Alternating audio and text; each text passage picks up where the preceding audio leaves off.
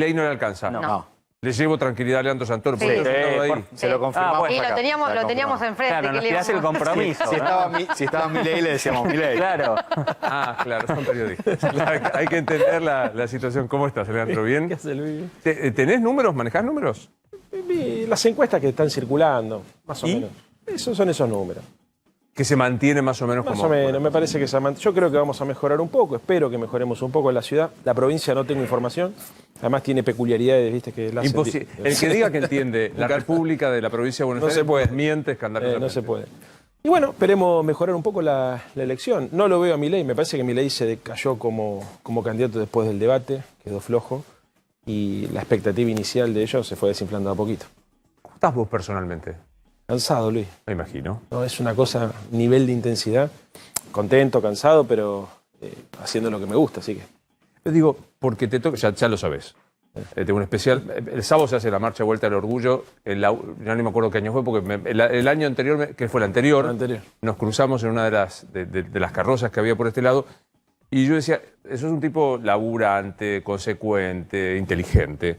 Y te toca defender al frente de todos que está en un momento de eclosión, a mi modo de ver. La que me toca. Y con coraje. Mira, cuando me ofrecieron ser candidato en la ciudad, en realidad cuando ya se veía venir, yo pensé mucho, ¿viste? Porque mi vocación era quedarme en la ciudad. A mí me gustaba la idea de seguir siendo legislador. Pero me parecía que a mis compañeras y a mis compañeros le hacía falta que le pudiéramos poner energía a la boleta de diputados, y asumí un desafío sabiendo que iba a ser muy difícil. Porque te imaginás, el PRO no pierde una elección hace 16 años, 17 años. Y sin embargo la asumí con valentía, con orgullo, con decisión. Así que no me imaginé nunca que iba a ser fácil. Es muy reconfortante, más allá de que yo sé lo que me vas a decir. Pasaron un montón de cosas que te la complicaron. Te las hicieron todas, ¿eh? Muy bien. Pero el afecto de la gente, de nuestra base social y nuestra base militante, es tan reconfortante. Yo cada vez que encuentro una compañera, un compañero que me abraza, que me agradece, o inclusive una persona que por ahí no nos vota, pero que aprovechó la campaña para conocerme, o que viendo cómo opinaban los candidatos y me marca la diferencia ideológica, pero que me dice que me respete y que valora la forma que uno tiene de hacer política, eso cura cualquier herida. Te digo, supongamos no escenario Ortelli, sino escenario ayer de Angulo, que se repite o se empeora la performance del gobierno. ¿Qué pasa con Alberto Fernández, tu amigo personal? Bueno, vamos a esperar que eso suceda primero, porque te imaginas que si yo llego a hacer un análisis de esa naturaleza... Te va a decir, claro. Claro, exactamente. Segundo, creo que no va a suceder. De cualquier manera, la Argentina necesita consensos, Luis. En cualquier escenario electoral. Los problemas que tenemos que resolver requieren que la dirigencia política se sienta a la mesa, y no solo en el Parlamento, ¿eh? Necesita que se sienta a la mesa para definir cuestiones estratégicas. No se puede estar así. El primero es la deuda, sin lugar a duda. Porque la deuda además no solamente la va a tener que pagar Alberto, la va a tener que pagar Alberto el próximo y el que venga y el que venga. Mínimos. La deuda primero. Y después creo que hay que avanzar en otro grado de acuerdo en función de un modelo de acumulación, un modelo de desarrollo económico y un modelo de protección social, de seguridad social. Yo no quiero estar todas las elecciones discutiendo si vamos a privatizar la universidad, no la vamos a privatizar, si se va a avanzar en desmantelar el Estado Social de Derecho, si no se va a desmantelar. Cada tanto se abren discusiones, viste, que a mí me asustan. Yo creo que hasta la derecha debería, como ha pasado en otros países del mundo, con el caso de Alemania, definir con la centroizquierda, con las distintas identidades políticas, un modelo de desarrollo económico, a qué vamos a apostar, qué rol va a cumplir el Estado, cuánto vamos a tributar, cuánto se va a invertir, cuánto va a ayudar el Estado, con cuánto hay que ayudar para impulsar determinados sectores. Y después, un régimen de seguridad social. Vamos a hacer un esfuerzo para que no haya jubilada ni jubilado que esté cobrando con poquito como está cobrando ahora, para que estén excluidos del sistema. ¿Qué hacemos con los pobres o con la gente que transita la situación de pobreza? Esos acuerdos se tienen que construir y entre todos tenemos que empezar a normalizar no solamente la economía, sino la vida política. Ahora, hay modo de hacer yo comparto, hay un modo de hacer un consenso, y lo tengo que personalizar para que quede gráfico, ¿no?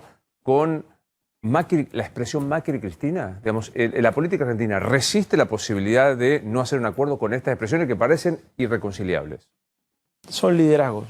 Cristina y Macri son dos líderes sociales, políticos, que representan un sector de la sociedad y tienen la responsabilidad, además, como expresidente, y en el caso de Cristina como vicepresidenta, de funcionar como facilitadores de ese diálogo. En el mundo los expresidentes cumplen un papel muy importante, ¿viste? Sí, claro. de ayudar a que las posiciones se acerquen. Yo creo que sí. Y además tampoco creo que sea tan clave la personalización. Se entiende que la coyuntura nos obliga muchas veces a ver qué hizo Macri o qué dijo, qué hizo Cristina. Pero son las ideas, son las organizaciones, las instituciones las que tienen que cumplir un papel. A mí me interesa, por ejemplo, mucho más que el presidente de la Unión Cívica Radical, que la presidenta del PRO y que el Frente de Todos se institucionalice para poder construir herramientas institucionales de diálogo, que no... Me interesa más pensar en ese escenario que en el escenario donde las personas cumplen un papel determinante y donde si pegaron mala onda o en algún momento se defraudaron, todo estalla por el aire. En los países serios eso no sucede. El consenso no depende de la buena voluntad de las personas solamente, depende de un sistema institucional, digamos, que ayuda a que si en algún momento se rompe la confianza, el diálogo continúe. Uso una expresión de uno de tus líderes, Alfonsín, para analizar la coyuntura de Alberto Fernández. La presidencia de Alberto Fernández no supo, no quiso, no pudo. No, esencialmente hizo mucho a pesar de todo, y si querés poner una de esas tres cosas fue el poder, digamos, el no poder, frente a lo que fue una catástrofe absolutamente impensada, que fue las consecuencias sociales, sanitarias y económicas de la pandemia. Alberto va a ser recordado en la historia como el presidente de la pandemia. Una persona que asumió con un montón de ideas, con un montón de propuestas, y que a los 99 días le cambiaron la regla de juego. Y el presidente de Olivos, ¿no? De la foto de Olivos. Eso va, seguramente, ya lo charlamos muchas veces. Yo creo que el primer arrepentido es él. El que más le debe doler debe ser él, ¿no? No lo hablé con él, así que no me transforme en título, pero estoy seguro que por lo que uno lo conoce, que le habrá dolido. Pero creo que un legado presidencial se recuerda, más allá de los errores o de los aciertos personales, por la impronta que se le trató de dar al gobierno. Y este gobierno tiene una impronta social muy clara. Luis, nosotros no aumentamos tarifas. Nosotros prohibimos los desalojos y los despidos en el peor momento, una discusión que se daba en el mundo, no solamente acá. Nosotros armamos un programa para contener la oferta y la demanda, o sea, el trabajo y al empresario. Pagamos sueldos de empresas privadas y se le dio unos mangos a la gente para que pueda bancar que trabajaba en el sector informal. Se ampliaron todos los programas de cobertura social, se dieron medicamentos gratis, se compraron respiradores, vacunas, o sea, eso es lo importante. Tomó un par de medidas, ¿no? No me voy a caer de vuelta en las vacunas porque lo hemos discutido, lo que pasó, el vacunatorio. Digamos, se congelaron tarifas, se prohibieron despidos. Se congelaron tarifas y lo que está haciendo es acumular una imposibilidad porque cuesta generar tarifas. Con un 50% de inflación, 50% de despido. Se probó eternamente los congelamientos. Nunca funcionaron si no hay un plan económico que yo no lo veo. Sí, pero es una situación de emergencia. Es una situación de emergencia. En esta situación de emergencia, ¿vos te imaginás si hubiese gobernado Macri y continuaba con el cronograma que tenía de aumento de tarifa, lo que hubiese sido la Argentina? 50% de inflación sí, hay en este momento. Y hubiese sido peor, mucho peor, porque las tarifas eran insumos de la estructura productiva. De hecho, Macri frenó la emisión monetaria, subió la tasa de interés y recortó su subsidio y se fue con el 54% de inflación. Alberto no agarra a la Argentina con una inflación de 20 puntos, la agarra con 54 puntos. ¿Viste? Y una inercia inflacionaria muy fuerte. Una inflación de costos, además, un espanto lo que había pasado, porque era inflación de costos con todo esto que te estoy diciendo y se había desplomado la actividad económica. En general, los países tienen problemas con la inflación cuando se recalienta la actividad económica. Acá tenías la capacidad instalada de la industria en el 60%. O sea, insólito lo que sucedió en la Argentina. ¿Cuál es el plan económico del gobierno? Aparte, parche de alimento, parche de despido, parche de medicamentos. ¿Cuál es el plan económico? Primero, esto que vos llamás parches son medidas también que se toman en función de un contexto excepcional y transitoria. Nadie piensa que congelando las tarifas se frena la inflación o se resuelve el problema de la inflación. Lo que uno ve es que si uno no interrumpía ese acuerdo, digamos, que existía para que se vayan aumentando las tarifas públicas, digamos, en este contexto, peligraba la paz social. ¿Vos te imaginás lo que hubiese sido, por ejemplo, si se cortaban servicios públicos cuando estábamos todos encerrados, o lo que hubiese sido para la industria si le aumentaba el gas y la electricidad, cuando no podían venderla a nadie? Hubiese sido un espanto, un horror lo que hubiese sucedido en la Argentina. Entonces, primero hay que entender la transitoriedad. Si vos me preguntás cómo tenemos que resolver los problemas, el primer punto que hay que resolver, Luis, es el tema del dólar. Mirá, para crecer necesitas dólares. Por cada punto que crece la Argentina en su Producto Bruto Interno, demanda 4 puntos de importaciones. Crecen 4 puntos las importaciones. Necesitas dólares. ¿Por qué? Insumos, bienes de capital, dólares. Elemental. Para controlar la inflación, el primer punto que tenés que ver es tener controlado el tipo de cambio. Cada vez que sube el dólar, suben los precios porque es el que corre. Este es un apóstrofo, sí. Bien dicho, apóstrofo. ¿Por qué que sube el dólar o hay inflación? Porque hay una voracidad, como dice el gobierno, Feletti, una voracidad siniestra de los empresarios, o porque el tipo que produce cubre su expectativa diciendo, che, ¿cuál será el plan de Guzmán? Guzmán dice, paguemos el fondo, Máximo dice que no. Uno dice, achiquemos el gasto, Máximo dice, Cristina dice, más platita.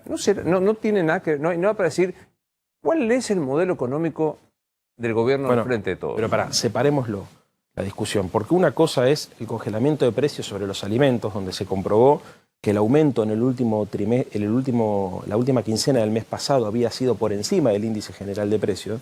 Por la expectativa, Leandro. Bueno, se había visto está bien. O porque estaban recomponiendo las ganancias que habían perdido durante la época de Macri. Se llama capitalismo. Bueno, no, pero está bien. Pero si vos estás en una situación de excepcionalidad, en Europa, por ejemplo, o en el mundo, los abusos de posición dominante, la Unión Europea, la Comisión Europea, los sanciona. Estados Unidos sanciona abuso de posición dominante. Sin la menor duda. Bueno, entonces, a ver, nadie dice que esta es una solución de fondo. La solución de fondo, y volviendo al tema fundamental, es vos tenés que resolver el problema del dólar. Digamos, si vos en la Argentina, para crecer necesitas dólares, y aunque parezca increíble, para exportar necesitas importar, entonces necesitas dólares. Y si todo el mundo a la hora de remarcar o calcular qué va a ser dentro de unos meses piensa en cómo va a evolucionar el tipo de cambio, está claro que el común denominador es el dólar. Nosotros tenemos un problema estructural en la Argentina que se llama estructura productiva desequilibrada. Nuestra economía demanda muchos dólares para funcionar. El campo produce dólares, pero no produce tantos puestos de trabajo. Produce más de los que produce porque indirectamente produce, pero sin embargo no logra absorber mano de obra. La industria y los servicios producen, digamos, más mano de obra, pero demandan dólares, fundamentalmente la industria. Primer punto. Segundo punto, hay una bimonetarización de la economía. Todo el mundo piensa en dos monedas desde el Bienvenido 78. a la Argentina. Obviamente. Acá se lo marcó Del Pone, bueno, que nos dijo que no iba a especificar de prepo la última vez. A mí, yo esto lo vengo sosteniendo hace muchos años. Yo desde que soy chico, la BOVE me decía, juntás claro. Eso funciona, hiciste un peso, compras dólares, eso está desde me decía la gente más grande que desde el Rodrigazo, que apareció el primer aviso clasificado para vender un departamento en dólares. Antes no pasaba. Muy bien. El tercer punto, digamos, todos tenemos tendencia cuando juntamos unos mangos a irnos al exterior, ¿no es cierto? A Brasil, los que pueden un poquito más se va a Estados Unidos. En la Argentina tenías casi 9.000 millones de dólares por año en eso, ¿no es cierto? O sea, hay muchos factores que hacen que el tipo de cambio sea muy importante. ¿Cuál es el agravante de todo esto? El cronograma de vencimientos que nos dejó Macri. Está bien. Ahora, yo te hago un agravante de acá. La emisión descontrolada e, insisto, la falta de un modelo económico claro. O sea, la emisión descontrolada, la platita, el plan platita que Daniel Goyán, de paso escondido, ¿no? Dijo, más la ausencia, así, che, ¿cuál es? ¿Le vamos a pagar o no le vamos a pagar el fondo? ¿Nos vamos a vivir con lo nuestro o no? Bueno, eso yo si querés te lo respondo. No, ¿la emisión no tiene que ver? No, no es que no tiene nada que ver, es que vos podés hacer cualquier cosa en una pandemia o en una recesión económica, menos provocar un ajuste, porque eso te va desde la recesión a la depresión económica. Es el punto de llegada, no el punto de partida, Luis. Hubiese sido un desastre. Biden, en los Estados Unidos, llegó creo que a 13 puntos el déficit fiscal y todos los países, pero vos me dirás, tiene la máquina de imprimir. No, pero la Reserva Central es coherente desde hace 50, 60 años. Pero 80, todos los países años. del mundo, esto hay como consenso, sí, que en el contexto de una recesión. Obvio. Porque el problema que nosotros tenemos es recesión e inflación. O sea, el instrumental de la política económica se divide en ortodoxo y heterodoxo, ¿no? Sí, señor. Muy bien, si vos aplicás el instrumental ortodoxo para contener la inflación, tenés un problema con la desocupación, porque se destruye la actividad económica y aumenta la desocupación. Si con el instrumental heterodoxo vas a tratar de generar más empleo, más consumo, más producción, se te recalientan los precios. Bueno, se llama inflación. Muy bien. Entonces, estos dos problemas, que es lo que a veces se denomina con el nombre de esta inflación, es la característica de la Argentina. El común denominador es el dólar. Para crecer necesitas dólares. Para estabilizar los precios necesitas dólares. ¿Cuál es el problema que tenemos? Al problema estructural, que no depende ni de Macri ni de Menem, porque viene incluso de más atrás, se le agrega los vencimientos de la deuda externa que hacen que en los próximos 2 años tengamos que pagar casi 40.000 millones de dólares. Y la expectativa de confianza de coquetear con que arreglo o no arreglo, voy, no voy. Vamos por parte. Primer punto este. Segundo punto, me preguntaba la emisión de pesos. Sí. Bueno, la emisión de pesos está claro, digamos, el mundo le pasó exactamente lo mismo. Todos tienen problema porque si vos no emitías se te deprimía la actividad económica y se te derrumbaba. O sea, a ver, ¿en qué se traduce cortar la emisión? En que suban las tarifas porque tenés que cortar subsidios al transporte y a la energía. Un desastre sería en la Argentina, expulsaríamos miles y millones de personas a la pobreza, más de lo que ya tenemos. Entonces, es complejo, es el punto de llegada, no es el punto de partida. Por eso también hablamos de un acuerdo, porque en cualquier país del mundo, estos debates que estamos teniendo vos y yo, se están dando en todos los canales de televisión de noticias no de todos los países. Un acuerdo no a los Feletti, que te congelo y después te llamo a negociar. Y el tercer punto, pero para eso es otra ventana. Sí. Y el tercer punto es lo del acuerdo con el fondo. Mira, es un gran problema. ¿Hay que acordar o no? Yo creo que sí. El problema es si vos decís, mira, yo quiero acordar porque lo peor que me puede pasar es el default, ¿no? Cosa que yo pienso, digamos, pero no estoy en la responsabilidad de tener que negociar con el fondo se pone fuerte y dice, entonces te pongo todas las condiciones. ¿Sabes qué? Sobre tasa de tanto, tasa de interés de tanto y te achico el plazo. Como en cualquier negociación, es un problema y para colmo la estamos teniendo en el medio de una... En nuestros laburos le voy a pedir a la gente que me entienda en un guiño de complicidad. Es horrible lo que le está pasando a la Argentina porque mientras discute afuera, repercute eso en el debate electoral adentro de la Argentina. ¿Cuál es el problema para que, inclusive la gente de izquierda que se pone mal cada vez que me escucha decir que es una locura ir hacia el default? Argentina ni siquiera tiene la posibilidad de discutir esto porque no tiene dólares en el Banco Central. Si nosotros mañana dijéramos, vamos a un default, el tipo de cambio se va a las nubes y tenemos de verdad un proceso hiperinflacionario. Y con una consecuencia social que agarrate. Es insostenible un default. Ahora, si nosotros no nos ponemos duros frente a los acreedores externos, ¿qué es lo que sucede? El Fondo Monetario Internacional se aprovecha de la debilidad de la Argentina y te pone condiciones que son leoninas. Entonces hay que equilibrar esto, Luis. Abro la mesa. Sí, Leandro, dijiste que si se va a un default se va a un proceso hiperinflacionario. ¿Esto es lineal? Hay que entender que si no hay arreglo con el fondo en diciembre, en enero o en marzo, que es la fecha máxima en la cual se tiene que avanzar con el primer pago, ¿vamos a una hiperinflación? Mira, lo que es lineal es que si mañana hay una corrida bancaria y cambiaria, que es la consecuencia de la amenaza de default, eso sucede de esa manera. Ahora, hay formas de negociar. Yo por eso digo, pongamos las declaraciones que estoy haciendo en el contexto de que soy un candidato en campaña y no soy parte del equipo económico que está negociando, ¿no?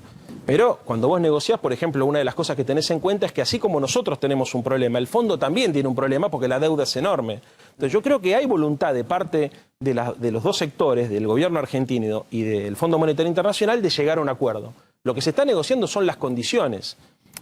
Hay mil formas, digamos, ¿no es cierto? Estoy seguro que, porque además el presidente ha hecho una de las mejores cosas que ha sucedido en los últimos meses, fue justamente la presencia de él en el G20 y haber logrado que el G20 tome nota de esto, porque eso va a ayudar, desde mi perspectiva por lo menos, a tener mejores condiciones de negociación. Lo que no tengo ninguna duda es que un default para la Argentina es lo peor que le podría pasar.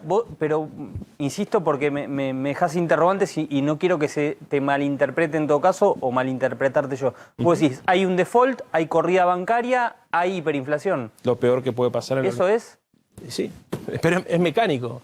A ver, cuando vos no tenés reservas en el Banco Central, si vos tuvieses 40.000 millones de dólares líquidos en el Banco Central, ¿no es cierto? Y vos decís, bueno, yo me puedo tomar la posibilidad de negociar con el Fondo Monetario Internacional las cosas de otra manera porque puedo bancarme los dólares que necesita la industria para importar y para seguir funcionando, ¿no? Hoy tenés problemas en muchas ramas de la industria que tienen dificultades para importar porque no están los dólares suficientes como para poder hacer frente a todos los compromisos.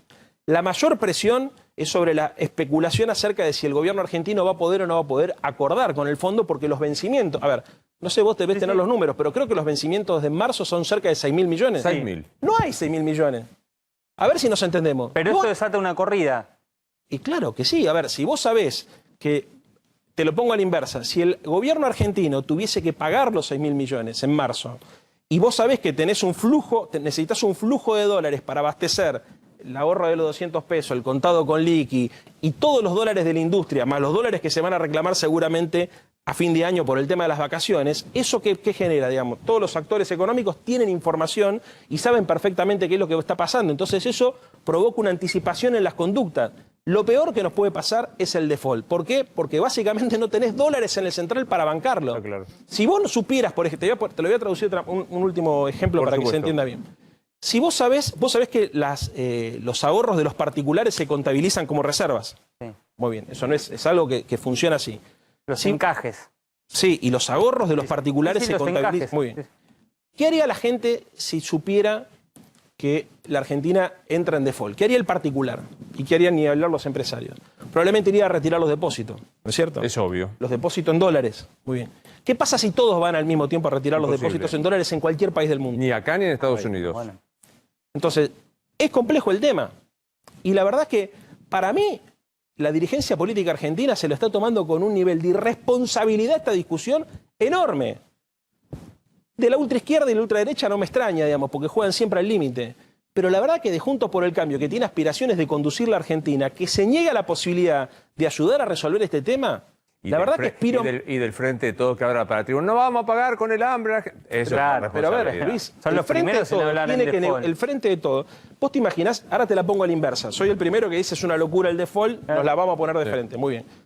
Vos agarrás y decís, ¿sabe qué? Estoy digamos, como estoy tan asustado por este tema, voy a aceptar cualquier condicionamiento. ¿Sabés qué va a pasar? También vamos a tener un problema porque no vamos a poder pagar. Yo siento que la verdad que me parece que decir voy a acordar con el fondo y voy a negociar las mejores condiciones es una cosa. A la otra es decir, el hambre, la cosa, y no voy, y dame 15 años en vez de 10 cuando sabés que cuando uno juega al truco, ¿cantamos flor o no cantamos flor? Y a nadie se le ocurre. Entonces yo siento que a veces el kirchnerismo quiere inventar la flor en el medio del partido. No, Mirá pero qué linda la imagen. sí, pero no fue así. Acá el problema fue que el que inventó la flor en el medio del partido, como decía, fue el Fondo Monetario. Porque el Fondo Monetario vulneró ya está. Bueno, a ver, está bien, pero fue un préstamo político. Y lo reconocieron las autoridades del fondo. Sí. Rompieron el estatuto del fondo para darle más a la Argentina para facilitar la fuga. Lo reconocieron todo. Sí, Entonces, señor. lo que se dice es, si este fue un préstamo político, bueno, que haya un acuerdo político para resolverlo. Las dos, esto es muy importante porque sé las consecuencias que puede tener. Las dos salidas son malas. El default es un desastre. Y un mal acuerdo para la Argentina, o el acuerdo que había firmado Macri, también.